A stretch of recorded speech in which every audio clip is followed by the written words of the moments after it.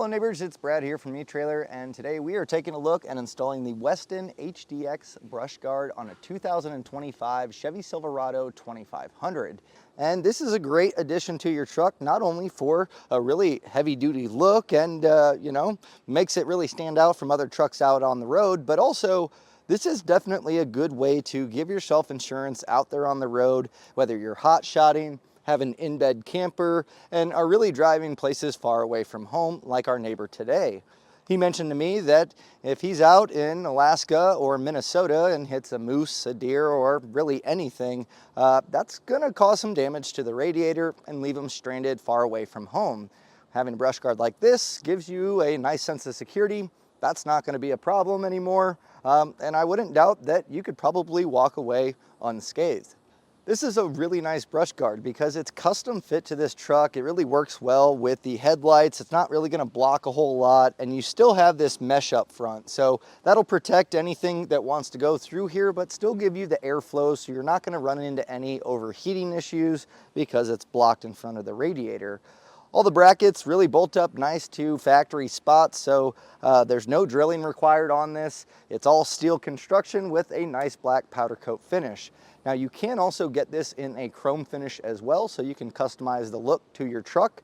And on the furthest protruding spot, you have this nice cap on it, which is, I think, a great addition because chances are if you do hit something, it's gonna mar up this area, and also just rock chips and things over time are really gonna knock down that powder coat potentially. So this is a nice addition to keep it looking sharp. Now, as far as getting this installed, it's really not that bad. It does require pulling off the front grille, the lower valance, and eventually the bumper to get everything bolted up. But you use the mounting points for where the tow hooks are from the factory for the bottom one, where you do have to trim out a small section, just get those brackets to protrude. But our upper brackets, those bolt up to bumper mounts, and there's a little bit of trimming on a plastic piece there, but really it's not too bad. I think the hardest part is finding two other people to help you raise this up in place to get the hardware and then getting it dialed in. But I think overall it's a great investment that's really going to protect your truck from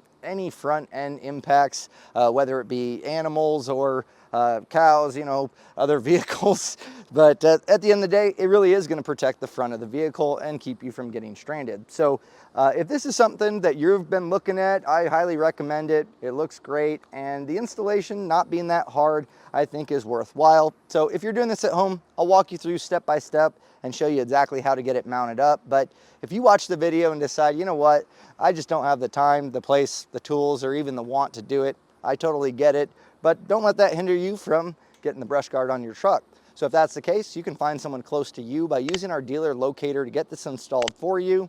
So you can be out on the road enjoying your new brush guard. Speaking of the installation, let's take a look at that now.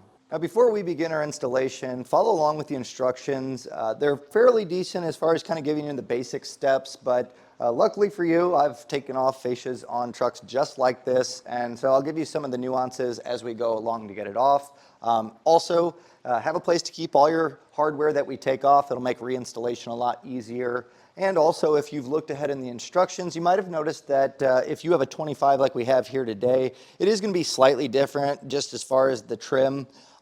It's going to install roughly about the same, but there is going to be two different bracket mounting templates to use. So if you're looking at this and you saw the pictures are different, not to worry, we'll get this all put in place. And the first thing that I like to do on these is your hood latch release will kind of get in the way. And so to prevent anything from getting damaged while doing this, we're going to remove this cover. So it's just two T15 Torx bits.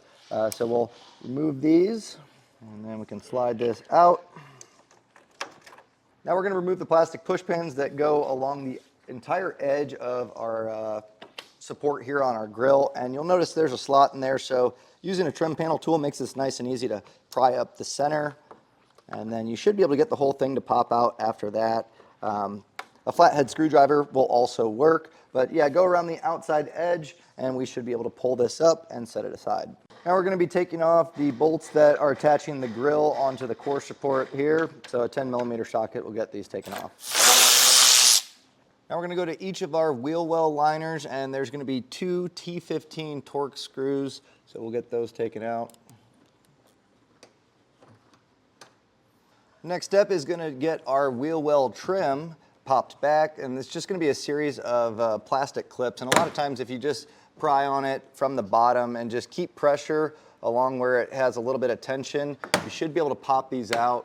Now another option too is if you're fighting it a little bit, you can pull back that liner, and you can see I have my finger through there, and pinch the clip and then push it. Sometimes you can also use a small socket to just slide that over, and that'll pinch those tabs in for you. Now be careful, you don't want to pull this back too far, because if you put a crease in the plastic, it's probably going to be permanent. So all we need to do is peel this back far enough to gain access to the 7mm screw, and that way we can get this fascia taken off. So I'll get this removed, and then we're going to repeat on the other side. And something to help you out here is you can roll up some paper towels. I just have some shop rags here, and kind of wedge that back. It'll make it a lot easier. And also something you may want to do is put some painter's tape along here. It's all plastic, it shouldn't scratch, but as we pull this off and as we put it back on, it might help for a little added protection to keep anything from damaging the paint.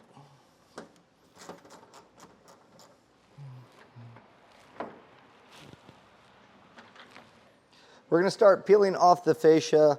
So where we remove that screw, if you pull back on this tab, you'll notice I put painter's tape along here. Also a good idea to just kind of prevent any scratches from occurring. And you should be able to just pry back with your fingers. Normally these are pretty easy to start popping off. So take your time here. A lot of plastic, so we want to make sure we don't damage anything in the process. And we're going to just kind of work our way around the front here. These just kind of snap in. So as you put pressure along here, these tabs are right there. So if you needed to, you could use a plastic trim tool. Just be careful you don't scratch your paint. And as we work our way around and we get both sides like that, we should be able to slide this out. Next, we'll need to remove the 10mm screws that are horizontal. There's going to be one on each corner. Now we're going to pull our grill off. Now there are tabs up top that it just kind of pops into, so if you lift this up, it's just a small little notch there, and we're going to slowly pull back on our grill. And I recommend pulling from the center. There's going to be clips along there, so it does take a little pressure, because there's a ton of clips throughout the entire thing. So grabbing here and kind of dispersing that stress on there is going to help. So I'll get that side, and then there's clips on the bottom as well, so once you get that popped off, we can set this aside. So the clips, you're going to have ones on the headlight, here, and then any of these slots that you see, that's where those clips are located, so that's where you're going to want to put that pressure. Now we're going to begin to remove our bumper, and the first bolts that we're going to attack are going to be located in the corner. So you'll see the brace that runs from the frame. Right here is going to be a 15mm socket. So we'll get that taken off and do the same step on the other side. Now at the top of your bumper, you're going to find these bolts right on this plastic trim. It's going to be an 18mm socket to get these removed.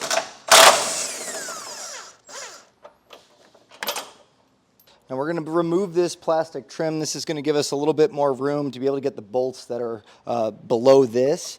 So just a series of clips here. So just pry up on the corner and work your way over.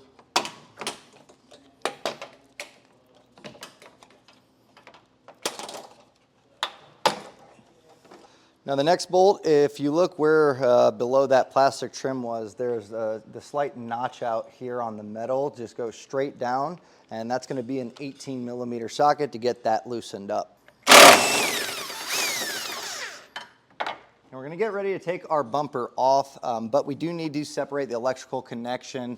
I believe this to be a block heater, so if you have that, you're going to want to separate this. It's just this tab, and push that in, and you can pull this out. You may have other factory connections, depending if you have fog lamps, anything along those lines. So separate those before pulling the bumper off. And you might want an extra set of hands for this. It can be pretty heavy, but we're going to take our bumper, slide it straight out to get over the tow hooks, and then we can set it aside. Now, I looked around and kind of did some research to see if you could retain your tow hooks, and it doesn't look like that's the case, but to be completely honest, you could probably use your new bumper once it's in place, or your grill guard once it's in place as a tow hook. So we're going to get these removed, and it's going to be an 18mm socket and wrench to get this taken off.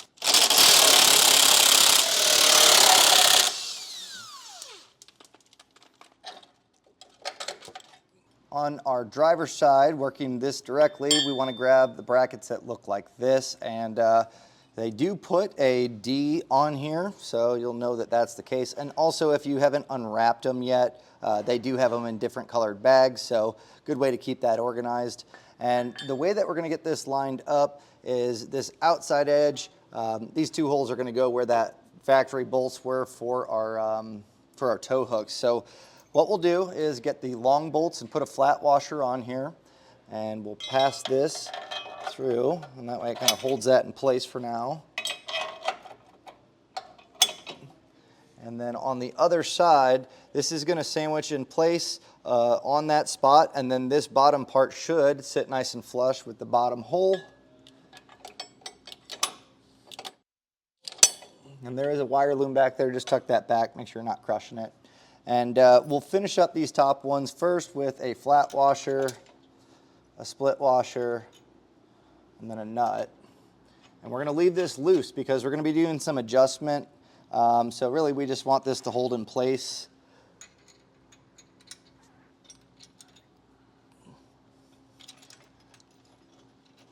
And that bottom spot here is going to be our smaller bolt, flat washer again. And then finish that up with another flat washer, split washer, and a nut. Now it's time to do a little arts and crafts. So get your instructions and find the template. This is specific to the 25, so make sure that you have the proper one. Otherwise, you're going to be cutting holes that you don't need to. And it's a little interesting here, but I get the concept. So where this line is kind of flat here, that's where we're going to put this. So when you cut it out, there's an edge here. So you put that in the corner, and then we'll line this to where it's straight across this flat edge. So as I kind of push down this small gap here, you should feel right on the apex there of it. And I'm going to tape this down and kind of go around the outside edge because we're going to be cutting out this section. So once you get this taped down, get the other side in place as well, and then we can cut it out. Now I did notice as this curls over, it is kind of funky here because it'll curve down with the curvature of the grill. So we're going to do the best we can here and see what it does. Also too, this is just a good starting point, but it's very possible that we will need to trim out a little bit more just to account for variances. So, but this will get us pretty close. Now when cutting this, I'm using an oscillating tool or a multi-tool, whatever you want to call it, and this really gets nice clean lines. Now I will point out that it's not just one plastic, it's kind of dual ply, there's another piece, so as you cut, you can go all the way through, and in fact I would kind of recommend that. And you may need to go on the backside to clear out some of the rest of the flashing and also file it down. But first step, start making your cuts.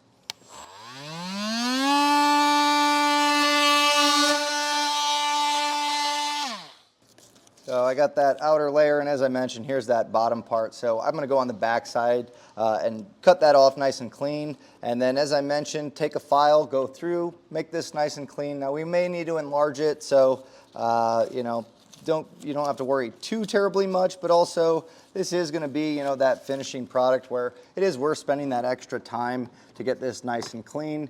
It's just going to make that install look extra nice. So with those cut out, now's our time to slide this in place, and might want an extra set of hands here. This could be a little bit cumbersome to get it to slide through. Now we're going to grab our upper bracket, and it is going to be located or have a D on there for driver's side and passenger. Now because this covers you know, those year spans, we want to make sure on our 25 today that we have the one that's just a regular circle. The other one is slotted, so it should be at this nice little kind of cube shape here. And we're going to be using the factory bolts, so we'll get this just bolted down for now. We don't need to get too crazy here because we need to measure the distance between it so it aligns properly, and then we can get it all tightened down. So I'm going to get both of these in place, and I'm just going to snug it for now. Now, something I might recommend doing just to make sure everything's squared up as it should be and we're not measuring without it, being crooked, is getting those bolts that are located down here in place, and we can get those tightened down. Now, also something to do before we forget is get this electrical connection put back in place, as well as any of the other ones.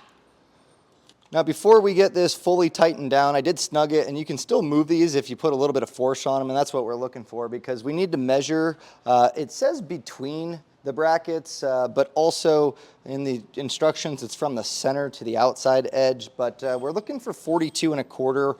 And as long as it's pretty close, I think as we put in the front, brush guard, we can tighten that down and it'll draw it back in, but we want to get it at least as close as possible. So I'm going to go from the inside, so 42, and we're just going to kind of make sure that it's even looking on both edges. Once we're happy with the measurement, we're going to torque down our hardware, so really just try to make sure it doesn't move on you. And once we get these torqued down, we can also get those lower bolts. That way we have the bumper mounted up nice and tight. As far as torque wrench, we do have them here at eTrailer, but you can always go to an auto parts store and rent one for free. But this will ensure that our hardware is going to be tight enough that everything's going to be nice and solid, but also not too tight, putting stress on the hardware. Now, don't be like me and forget to put the plastic trim on before doing this. You can't really slide it back in. And you are going to need to modify this just slightly to account for the bracket. So I'll loosen these back up and redo our steps on our brackets and our bolts here. But I'll get this in place, and then I'll show you how I end up trimming it out. So for the trimming of the plastic, I just kind of followed a straight edge where it's normally curved. And I just left a small sliver here, but it's all still one piece. And so once you get that cut out, I would recommend taking that bracket and just kind of lining it up, make sure that you don't have any clearance issues, but I think that's going to work out just perfect. Now we can get our grill and our filler panel put back in the reverse order that we took it off, and we'll get all of our hardware put back in place. Now at this point, you may need 3 people or 2, including yourself. And what we're going to do is align those bottom holes with our brackets. Now as far as the hardware, get the larger diameter button head bolts and put the washer on. That should face this way. And we're going to be passing it from the outside in. So have your serrated flange nut ready to go.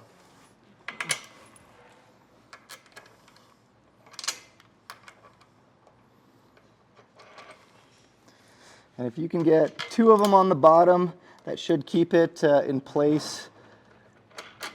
And then if you can get all 3 started, you're going to be looking really good.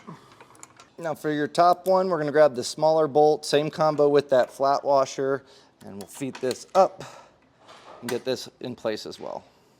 Now we're going to be doing some adjustment, and ours naturally wants to lean towards the truck, and I want to make sure it's not rubbing against it. So I just took a shop towel and rolled that up, same one I used on the fender trim, and just put this in place and taped it on. So now it's time to go back to all of our hardware and torque it down properly. I'd probably recommend starting at the bottom bolts that go around the frame. They are slotted, so a lot of this is going to come down to some adjustment. Between all the slotted holes, we can really adjust the pitch. And you can dial it in exactly how you want. You want to make sure it's not rubbing on anything, but also not sticking out too far. So it's really up to you on getting that dialed in. Now all these bolts, you do get Allen wrenches included, so you can get all that tightened down. And something I'll point out, I didn't know if these were going to cause an issue, but I was able to get our tow hooks in, so I just passed those bolts through. So if you're watching this all the way through before starting your install, you can leave your tow hooks. So I'll get everything torqued down, make sure it's nice and aligned. Beyond that, that's going to do it for the installation. Now hopefully this video helped you get your brush guard installed on your truck, and if there's anything that I missed or that I could have done better throughout the video, or even if it was helpful, feel free to leave a comment and take some pictures along with your installation and share them with us. That really helps us make the videos as best as possible for neighbors like you at home that are going to be tackling this on your own. My name's Brad, and this was a look and installation of the Westin HDX brush guard.